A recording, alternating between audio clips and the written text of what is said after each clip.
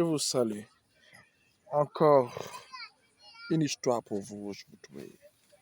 Je me mets à vous raconter ces histoires parce que ces histoires sont vraies. Et l'objectif du diable est de ne pas nous permettre de croire en ces histoires qui sont bel et bien vraies.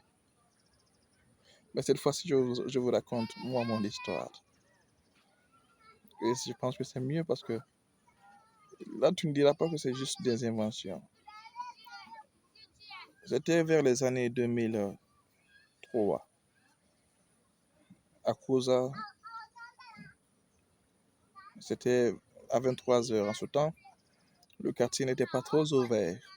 Alors, un peu de problème de courant.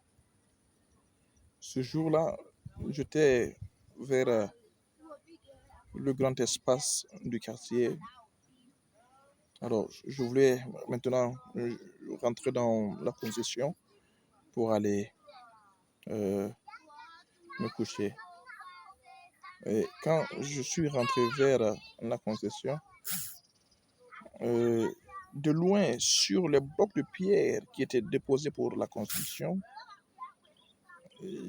j'ai vu une femme, mais déjà transparente.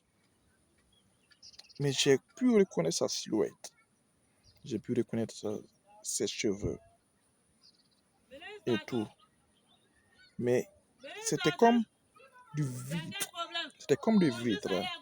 Elle était totalement transparente. Je pouvais même voir à travers elle.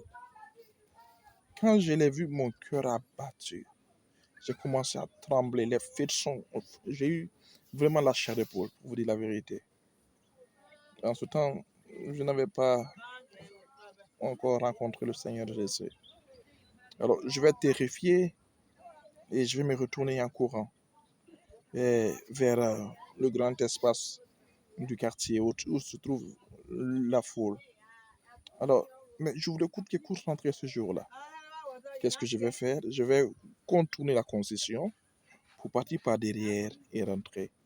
C'est comme ça que je suis rentré ce jour-là à la maison. Alors, en restant ça, très longtemps plus tard, quelque chose va se dérouler. Nous avons un ami de la famille qui venait le plus souvent dans le quartier. Yeah. Hello, how are you? Fine. Okay. Welcome to you. Et qui venait souvent suivre la télé parce qu'il n'y avait pas de télé. Alors, il n'y avait pas de télé dans le quartier, chez tout le monde. Et un jour, il a dit qu'il est venu dans le salon, il n'y avait personne, il a allumé la télé, il s'est assis. Il y a une femme très claire et très belle qui est rentrée et qui s'est assise. Et la femme a commencé à le séduire, faire des mouvements réellement pour pouvoir le séduire. Et il avait commencé à avoir vraiment cette sensation sexuelle. Alors, il a pris la fuite, il est sorti. Longtemps après, il me voit, il me dit, ah, il y a une femme chez vous, la teint claire. Je dis, ah oui, la femme teint claire, la Thomas qui est de l'autre côté. Non, c'est pas elle. Il y a une autre femme teint claire, je ne la connais pas, je ne l'ai jamais vue, mais la fois où je l'ai rencontrée, je dis, non, il a indiqué.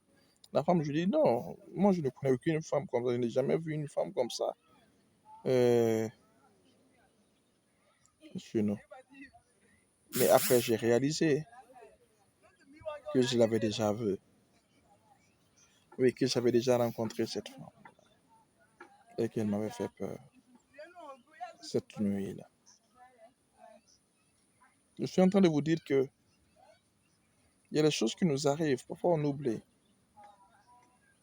Parce qu'il y a des gens qui sont derrière pour ne jamais qu'on se rappelle de cela.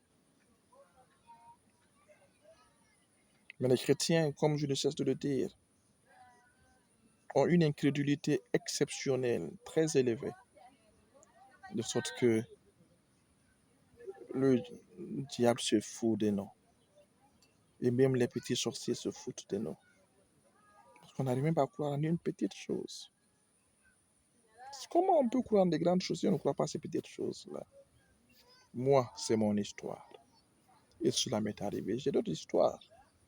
Vous savez pourquoi je vous parle du surnaturel le plus souvent? Avant que je me donne à Jésus, j'ai eu des expériences palpables et tangibles que je garde jusque-là dans ma tête. Je n'ai pas commencé par mon histoire, mais je mélangerai avec des histoires des frères, des sœurs, des amis que j'ai entendus, avec lesquels j'ai vécu, qui m'ont raconté leur histoire. Pour que vous sachiez que il y a quelque chose qui se passe dans le surnaturel contre nous, chrétiens, contre l'humanité. Quelque chose a été caché à l'humanité.